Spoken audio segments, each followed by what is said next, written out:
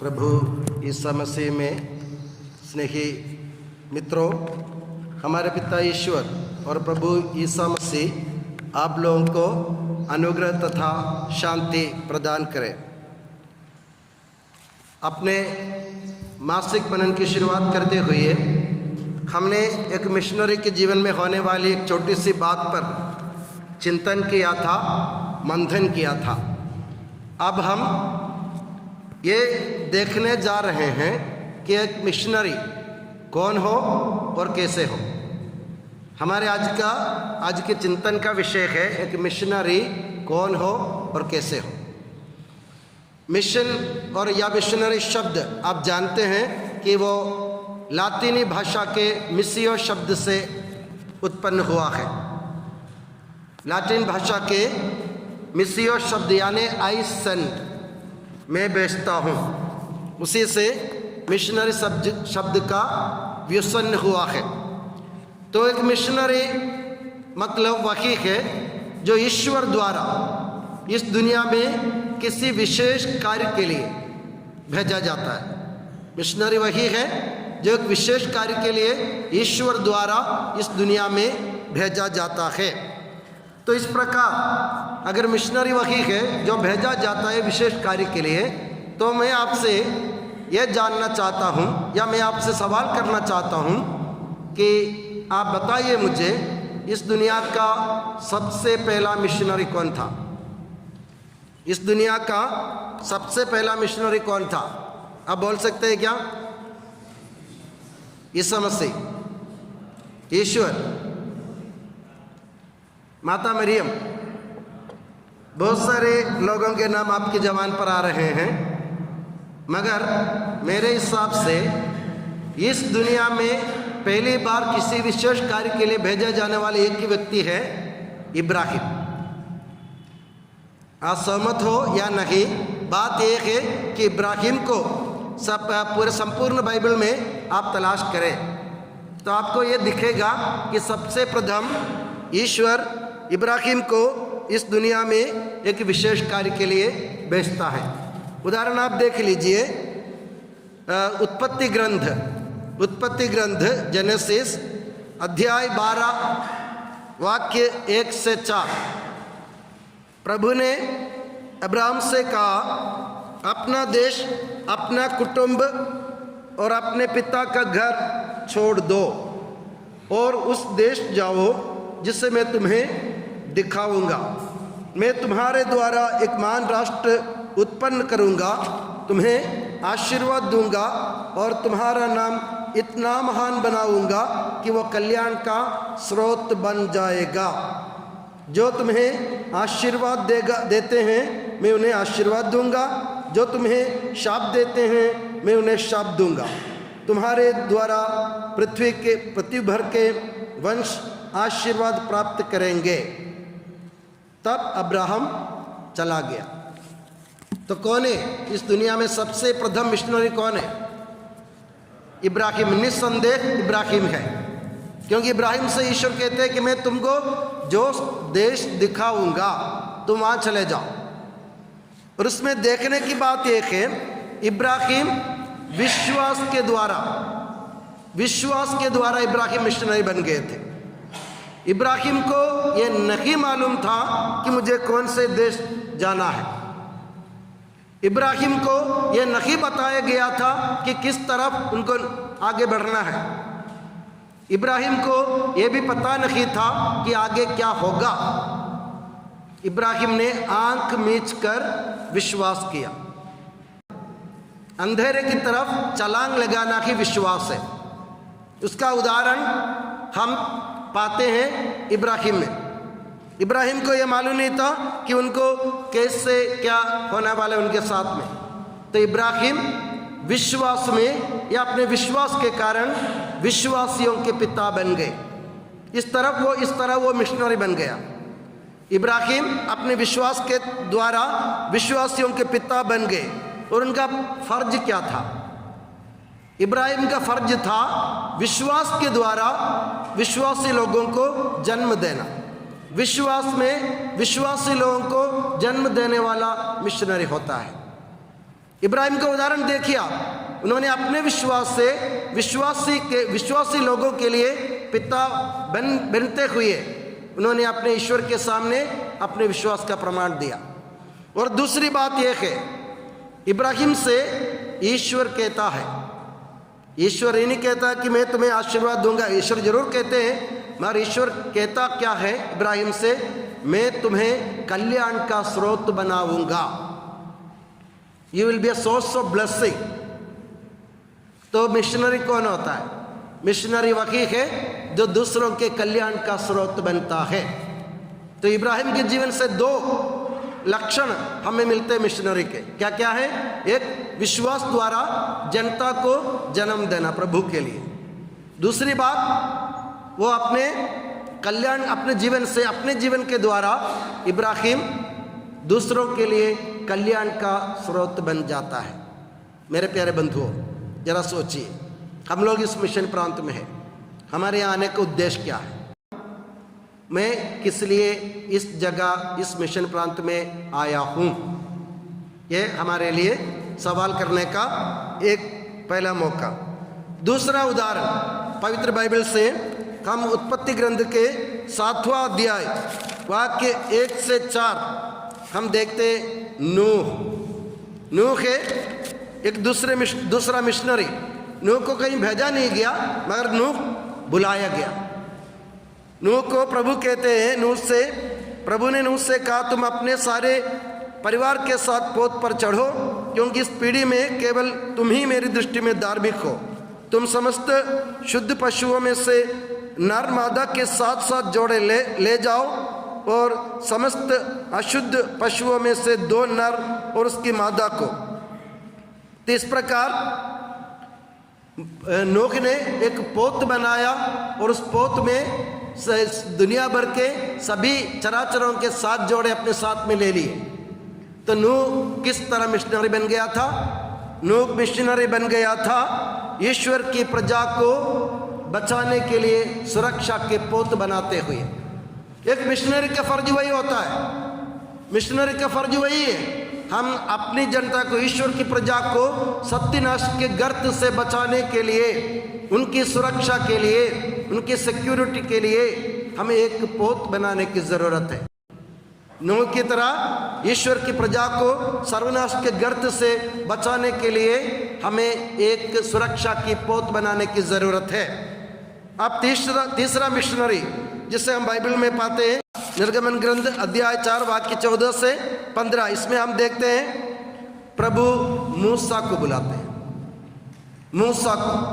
मूसा को बुलाकर प्रभु कहते हैं, मेरी जनता की तकलीफ मैंने देख ली, मैंने उनकी परेशानियां, उनकी सारी व्यथाएं मैंने सुन ली, इसलिए तुम फिरौन के पास जाओ और मेरी जनता को छुड़ाकर उनको प्रतिज्ञा देश की ओर ले जाओ। मूसा जो हकला था, जिनको बोलना नहीं आता था, प्रभु के सामने कबूल करते हुए कहा, प्रभु मुझे बोलना नहीं आता, मैं एक सेंटेंस पूरा नहीं बोल पाता, मैं हकला हूँ, बीच में अटक जाता हूँ, तो मैं किस तरह फिरौन जैसे महान हस्ती के सामने खड़े होकर बात कर पाऊंगा? प्रभु ने मूसा को ढारस बंधाते हुए कहा, मैं तुम्हारे भाई आरोन को तुम्हारे साथ भेजूंगा, आरोन को तुम्हारे साथ भेजूंगा, वो तुम्हारी जबान बन जाएगा, he will be a tongue for you and he will speak for you. तो मूसा ने हिम्मत धारण किया। तो मूसा किस तरह मिशनरी बन गए? वो इस तरह मिशनरी बन गए, अपनी कमजोरी में अपने को मजबूत बनाने वाले, ईश्वर पर भरोसा रखते हुए, हिम्मत धारण करते हुए, ईमानदारी से एक ईश्वर के भवन के कारिंदा के रूप में मूसा मिशनरी बन गया था। मेरे प्यारे बंधु, मिशनरी के एक और लक्षण नहीं है, हिम्मत के साथ, दृढ़ता के साथ, प्रभु के अपनी कमजोरियों को दूर करने वाले, प्रभु पर भरोसा रखते हुए, दृढ़ता के साथ एक ईमानदार कारिंदा के रूप में ईश्वर की जनता के लिए जो काम करता है, वही मिशनरी है। तो हम सोचिए, हमारा फर्ज भी यही है, ईश्वर की प्रजा के लिए, ईश्वरीय प्रजा के लिए दृढ़ता के साथ हिम्मत धारण करते हुए ईमानदार कारिंदा की तरह जो काम करता है वही मिशनरी होता है। यह हमारे जीवन में होता है या नहीं, यह सोचने की बात है। अब चौथा मिशनरी जिसे हम पवित्र ग्रंथ में पाते वो है एलिया। राजाओं का पहला ग्रंथ अध्याय 19 वाक्य 9 और 10, जिसमें हम पाते एलिया के बारे में। एलिया ने क्या किया? एलिया से ये सवाल किया गया था, तुम यहाँ क्या कर रहे हो? एलिया ने कहा, मैं विश्वमंडल के प्रभु ईश्वर के प्रति अपने उत्साह के कारण मैं यहाँ हूँ। और उत्साह उसने कैसे दिखाया? उसने ऐसा दिखाया कि उन्होंने एक ही दिन में 450 झूठे नबियों की हत्या कर ली। तो इस तरह सत्य ईश्वर की ओर जनता को अभिमुख करने के लिए बुराइयों का सामना करते हुए अपनी जान को ताक में रखते हुए जो प्रभु के लिए सत्य के लिए खड़ा रहता है वही मिशनरी है। मेरे प्यारे दोस्तों, आज की दुनिया में हम पाते हैं बहुत सारी बातें ऐसी हैं जो हमारी कलीसिया को, हमारे विश्वास को ठेस या क्षति पहुंचा सकती हैं। ऐसी झूठी बातों पर हम लोग कभी भटक जाते हैं, हम गुमराह हो जाते हैं। ऐसी बातों को खंडन करना और सत्य के बारे में लोगों में जागरूकता पैदा करना और उनके सत्य ईश्वर की ओर अभिमुख करना, यानी बुराई का मुकाबला करना एक मिशनरी का काम होता है। आज की दुनिया में यह बेहद जरूरी हो गई। बुराई का मुकाबला करना हमारे किसी के बस की बात नहीं है, मैं मानता हूँ, फिर भी हम अपने अच्छे कार्यों से बुराई का सामना कर सकते हैं, मुकाबला कर सकते हैं, जैसे एलिया ने किया था।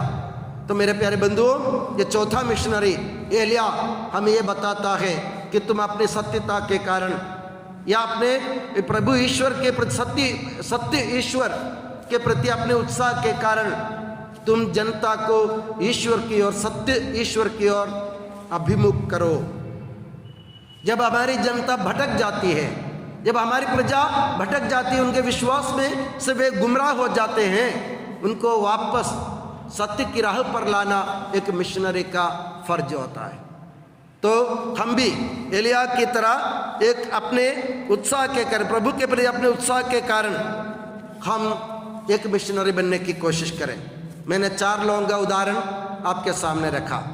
कौन कौन है? इब्राहिम, नूह, एलिया, मूसा और एलिया। ये 4 व्यक्ति जो है वो अपने पुराने विधान के सत्ता है। इनके अलावा पुराना विधान बनता नहीं है, क्योंकि ये चारों व्यक्ति मिलकर के पुराने विधान को रूप दिया था, ईश्वर की प्रजा को रूप दिया था, और उनकी तरह हमें भी मिशनरी बनने की ज़रूरत है। अब हम चलते नए विधान की ओर। सबसे पहला मिशनरी हमारे नए विधान में कौन है? माता मरियम। माता मरियम, अगर आपसे कोई भी पूछे ना, आधी नींद में भी, आधी रात को पक्की नींद में भी आपसे कोई पूछे नए विधान में एक ऐसा व्यक्ति बताए जो हमारे लिए, सबके लिए नमूना है, तो कौन हो सकता है? माता मरियम। तो माता मरियम कैसे मिशनरी बनी? माता मरियम अपने समर्पण के द्वारा मिशनरी बन गई थी। संधि लूकस के सुसमाचार अध्याय 1 वाक्य 38। माता मरियम क्या कहती है? देख, मैं प्रभु की दासी हूं, तेरा कथन मुझ में पूरा हो। एक मिशनरी की पहचान, प्रभु के सामने संपूर्ण रूप से अपने जीवन को समर्पित करना और यह कहना कि तेरी वाणी पूरी हो। सुबह हमने एक बात देखी। क्या बात देखी हमने? गब्रियल स्वर्गदूत ने ईश्वर की वाणी को अपनी वाणी बना ली थी, इसलिए वो गलत हुआ था। मरियम कहती है, तेरी वाणी मुझ में पूरी हो, तेरा कथन मुझ में पूरा हो। तो माता मरियम के जरिए अपने तन, मन और हृदय में ईश्वर के वचन को ढोना और उसको जन्म देना। माता मरियम ने क्या किया था? माता मरियम ने अपने गर्भ में, अपने पेट में, अपने कोख में मात्र नहीं, बल्कि अपने संपूर्ण तन में, अपने संपूर्ण मन में, अपने हृदय में उसने ईश्वर को धारण किया था। एक मिशनरी वो वही होता है जो ईश्वर को तन, मन और हृदय से अपनाता है और उसको जन्म देता है, वही मिशनरी कहलाता है। और कोई मिशनरी नहीं हो सकता। तो माता मरियम हमारे लिए एक बहुत बड़ा उदाहरण है। दूसरा उदाहरण नए विधान में हम पाते हैं संत मत्ती का सुसमाचार अध्याय 1 वाक्य 20 और 24। वाक्य 20 और 24 में कौन है?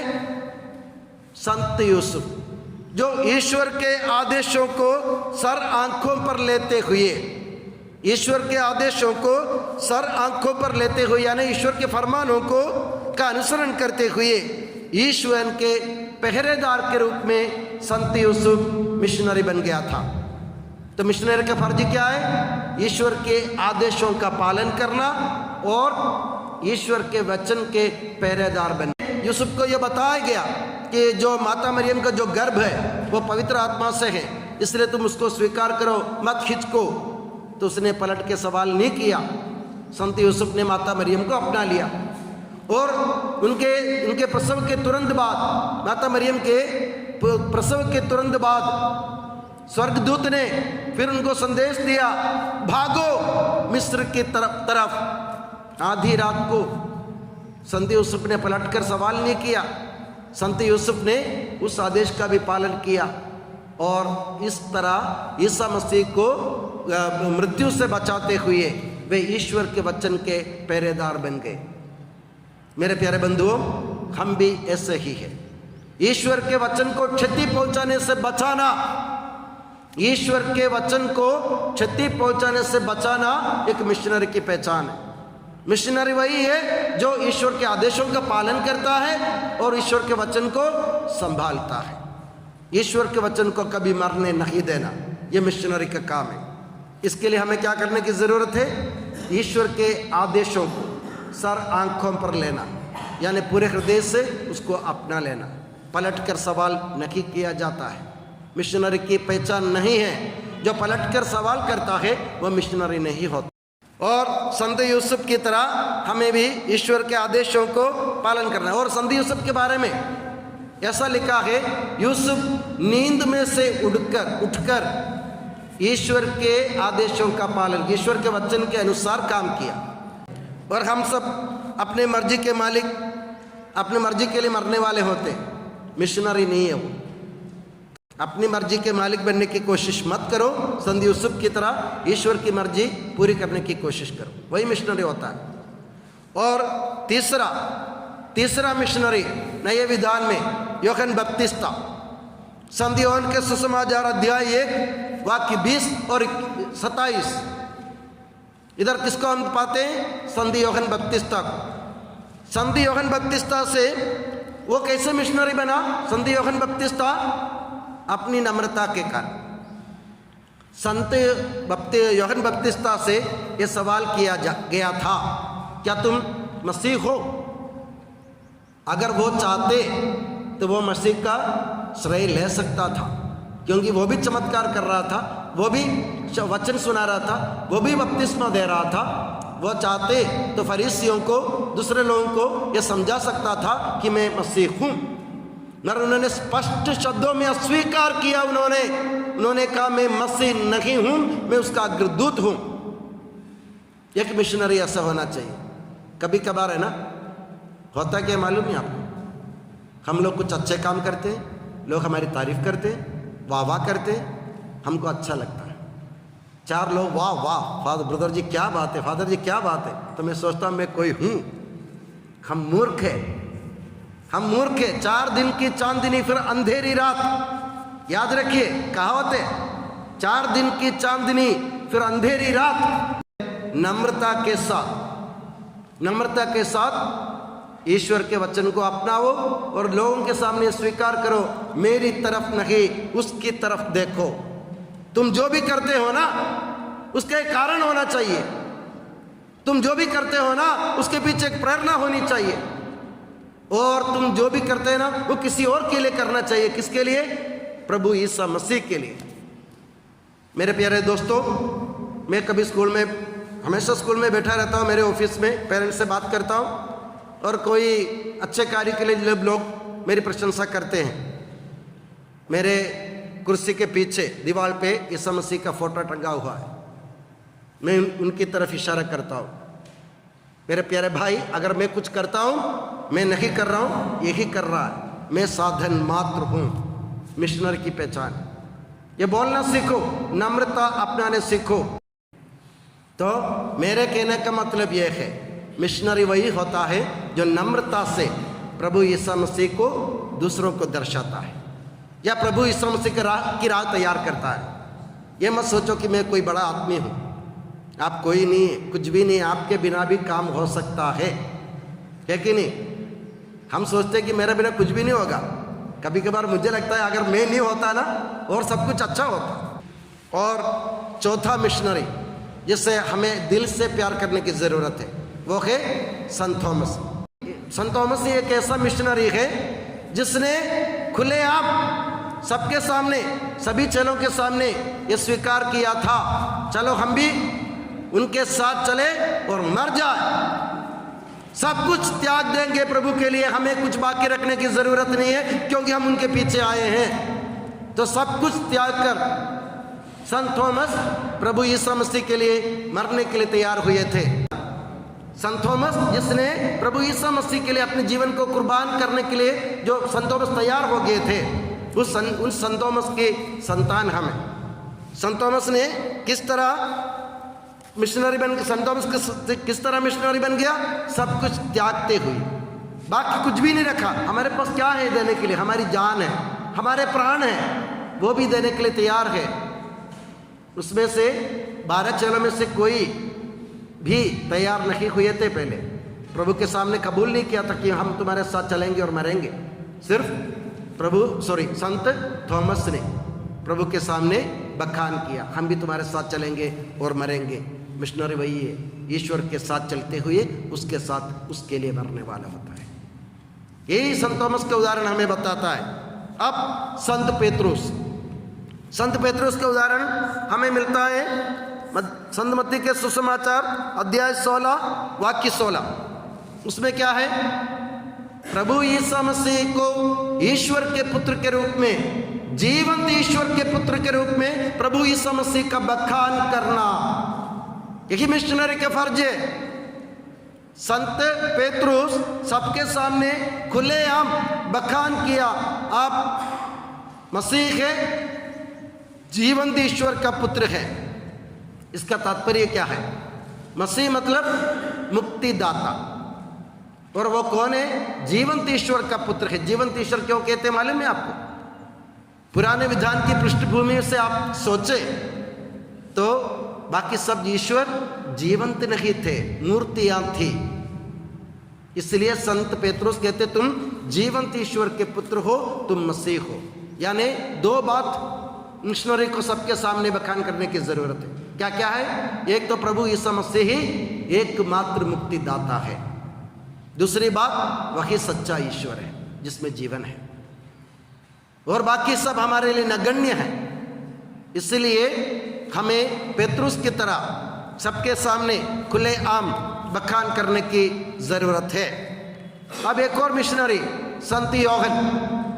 संत योहन जो प्रभु यीशु मसीह का सबसे प्यारा चेला था। संत योहन के लक्षण हम देखते हैं। संत योहन का पत्र, पहला पत्र अध्याय 1 वाक्य 1।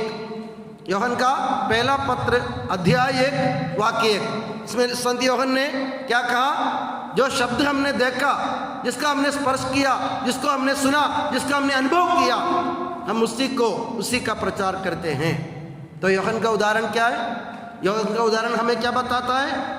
योहन का उदाहरण हमें यह बताता है कि हमें ईश्वर का, यीशु मसीह का स्पर्श करना चाहिए, उसका अनुभव करना चाहिए, उसका अवलोकन करना चाहिए, उसको देखना और परखना चाहिए। उसके बाद लोगों के सामने यह बखान करना सीखो कि प्रभु यीशु मसीह ईश्वर प्रेम है।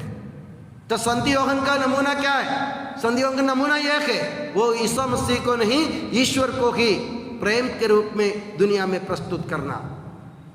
ईश्वर को प्रेम के रूप में दुनिया में प्रस्तुत करना एक मिशनरी का फर्ज होता है। लोगों से कहो कि ईश्वर प्रेम है, कहने मात्र से काम नहीं चलेगा, तुम्हारे जीवन से लोगों को दिखना चाहिए हाँ सचमुच ईश्वर प्रेम है। इसलिए संत योहन की तरह इस ईश्वर के ईसा मसीह के प्रेम की ऊंचाई, गहराई, लंबाई, चौड़ाई परखने की और बखान करने की ज़रूरत है। हम जब तक प्रभु ईसा मसीह के अनुभव नहीं पाएंगे या उनके प्रेम के बारे में हमारा अनुभव नहीं होगा, जब तक हम उनको नहीं परखेंगे, हम उसका अवलोकन नहीं करेंगे, स्पर्श नहीं करेंगे, तो मेरे प्यारे बंधुओं, मिशनरी कहलाने से कोई मतलब नहीं है। प्रभु ईसा मसीह को जानो, पहचानो, परखो और उनका अवलोकन करो, स्पर्श करो। उसके बाद लोगों को सुनाओ कि मिशनरी के रूप में लोगों को यह सुनाओ कि ईश्वर प्रेम होता है, और अपने जीवन से उनको उनका अनुभव करने दो, तब जाके हम मिशनरी कहलाने योग्य बन जाए। अब इस नए विधान का सबसे महान मिशनरी कौन है? Saint Paul. फिलिपियों के नाम पत्र अध्याय 3 वाक्य 13 और 14 वो कहते हैं, पीछे के सब कुछ भुलाकर आगे की तरफ दृष्टि गड़ाकर मैं अपने लक्ष्य की ओर कदम बढ़ा रहा हूं। इब्राहिम ने वही किया था। इब्राहिम से क्या कहा गया था? अपना देश, अपने कुटुंब और अपने पिता के घर को भूल जाओ। मिशनरी वही होता है जो अपने पिता का घर, अपना देश, अपना कुटुंब को भूल जाता है, सब कुछ पीछे छोड़ के आता है। और संत पौलुस की एक और विशेषता, फिलिपियों के नाम पत्र अध्याय 3 वाक्य 8 स्पष्ट शब्दों में संत पौलुस कहते हैं, ईश्वर के राज्य के प्रति सब कुछ को कूड़ा करकट समझना चाहिए। संत पौलुस की तरह बिल्कुल स्पष्ट फिलिपियों के नाम पत्र अध्याय 3 वाक्य 8 सब कुछ मैं नगण्य समझता हूँ। और 8वां नंबर पे है शतपति, जो प्रभु ईसा मसीह की मृत्यु की बेला में उनके क्रूस के नीचे खड़ा था।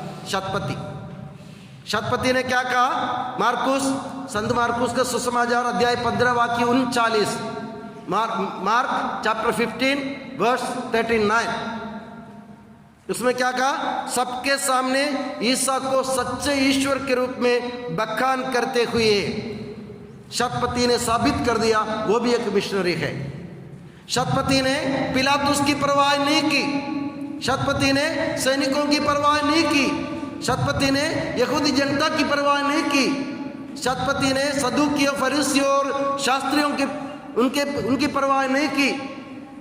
उन्होंने ये नहीं सोचा कि मेरे ये प्रभु ईसा मसीह का सच्चे ईश्वर के रूप में बखान करने से मेरे साथ क्या बीतेगा, उन्होंने कभी नहीं सोचा।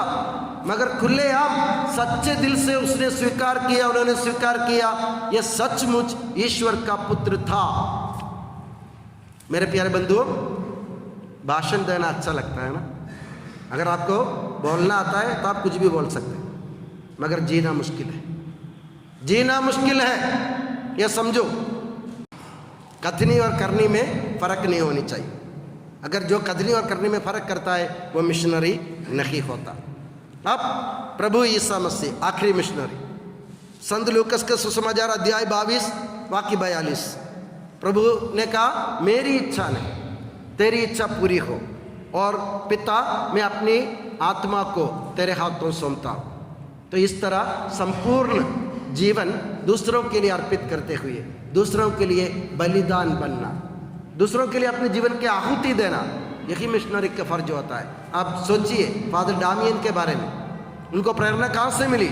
ईसा मसीह से मिली, जिन्होंने अपने जीवन, अपनी जान दूसरों के लिए खर्च किया था। अब एक और बात, एक है मिशनरी के गुण क्या क्या होते हैं।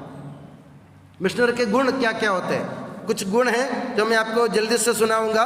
संत मत्ती के सुसमाचार अध्याय 20-28, मतलब दूसरों से सेवा कराना नहीं बल्कि दूसरों की सेवा करना, एक ही मिशनरी का गुण है। ईसा मसीह ने अपने सौंपे हुए लोगों के लिए जिस तरह अपने जीवन को खर्च किया था, उसी तरह हमें भी ईश्वर की इच्छा पूरी करते हुए अपने जीवन खर्च करने की जरूरत है।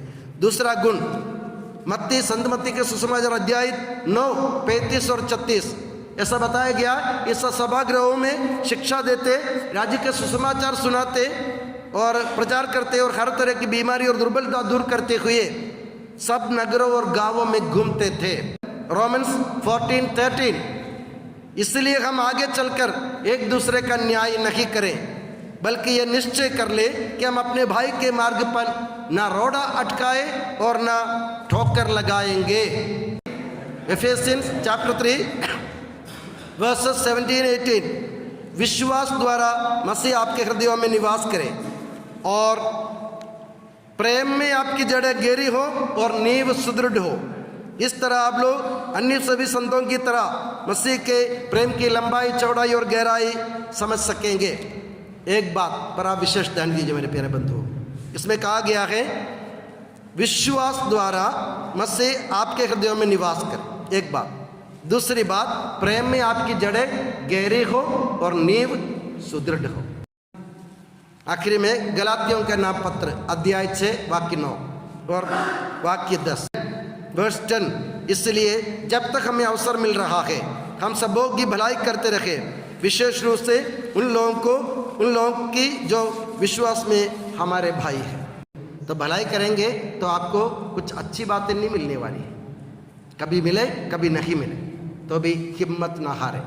तो संत पौलुस की वाणी याद रखिए, गलातियों का नाम पत्र अध्याय 6 वाक्य 9।